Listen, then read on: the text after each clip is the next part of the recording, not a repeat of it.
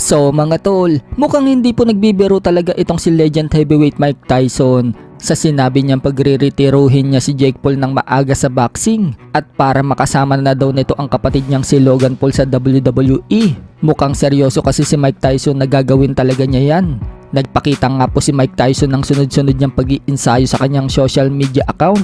Makikita ang hard training na isinasagawa niya at talagang nagpapakawala siya ng malalakas na combo sa mid-session. Sa sobrang lakas nga po ng suntok ni Mike Tyson, tumatalsik ang mid-spad. Isang patunay lang yan mga tol na nandoon pa din ang lakas ni Mike Tyson. Day 2, I'm getting ready for you.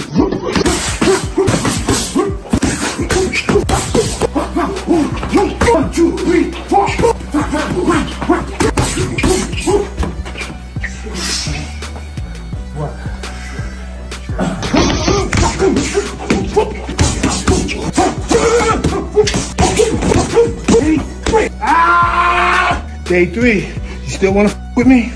Talagang seryoso na babaklasin niya ang ulo ni Jake Paul, katulad ng sinabi niya sa isang interview.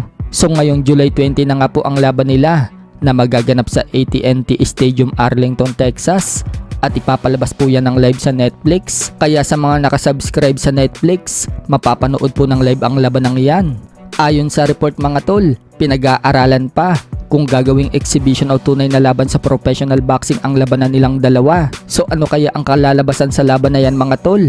Parang seryoso talaga itong si Tyson na baklasin si Jake Paul. Magagawa pa kaya yan ni Mike Tyson sa edad niyang 57 kontra sa kalaban niyang si Jake Paul na may edad pa lang na 27? Sa kabilang banda naman mga tol, alam na nga po ng karamihan na postpone ang laban ni Manny Pacquiao versus Buakaw Banchamek ng Thailand na magaganap na dapat ngayong April 20 sa Thailand para sa isang exhibition match. Pero tuloy pa rin nga po ang laban na yan ngayong taon na ito. Kumbaga, iuurong lang ng petsa ang laban. Sa katunayan mga tol, tuloy-tuloy pa rin ang pag-iinsayo ni Pacquiao at Buakaw Banchamek. Sa latest training nga po ni Buakaw Banchamek, ipinakita niya kung paano siya maglaro sa boxing.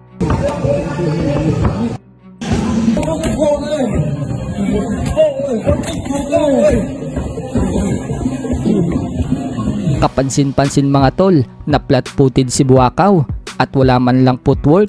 Kaya kung ganyan lang ang ipapakita ni Buakaw Banchamek sa labang kay Pacquiao, paniguradong kakain siya ng combo mula kay Pacquiao. Sa edad kasi ni Pacquiao na 45, mabilis pa din ito.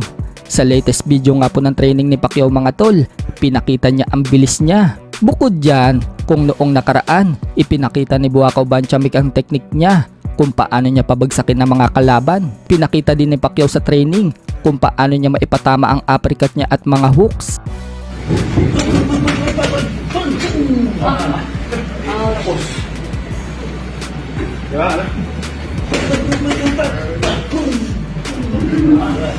Matatandaan mga tol na pinatikim po ni Manny Pacquiao ang malakas na uppercut niya sa mas malaking si DQ na makasagupa niya ito sa isang exhibition match noong nakaraang taon.